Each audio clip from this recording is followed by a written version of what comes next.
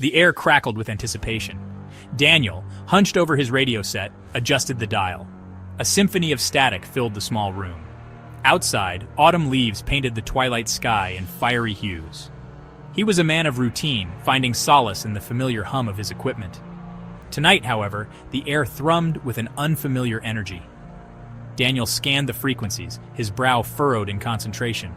He was accustomed to the random bursts of white noise, the occasional garbled message. But this was different. A low, guttural hum pulsed through the speaker, sending shivers down his spine. It was as though something was trying to break through, something ancient and malevolent.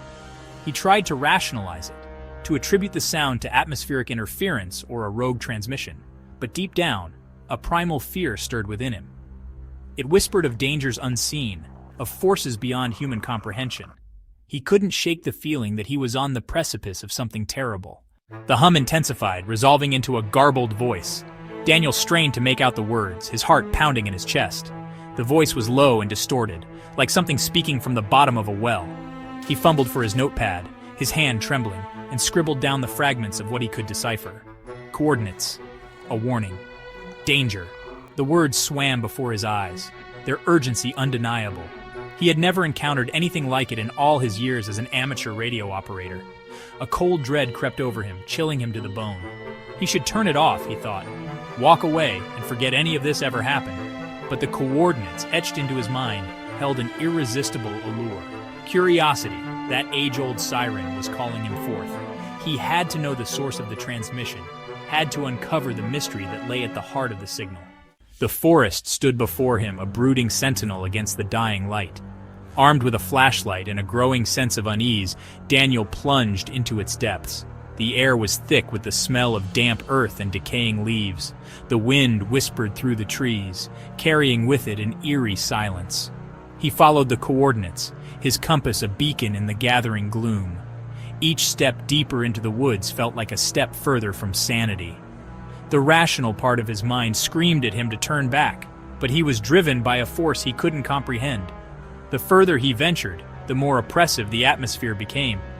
The rustling of leaves sounded like whispers in the darkness, and the shadows cast by the trees seemed to writhe and contort. He felt a presence watching him, its unseen eyes boring into his back. His hand tightened around the flashlight, his knuckles white. He stumbled upon it in a clearing, bathed in the pale light of the moon. An ancient well, its stone rim overgrown with moss and vines, stood like a solitary sentinel. The air around it felt heavy, charged with an unseen energy. It drew him in, beckoning him closer. As he neared the well, the voice returned. It emanated from the depths, echoing up the moss-covered stones. It was fainter now, but clearer, filled with an unbearable sadness and a desperate plea. It spoke of a wrong that needed to be righted, a debt that needed to be repaid. Daniel felt a strange compulsion to look inside.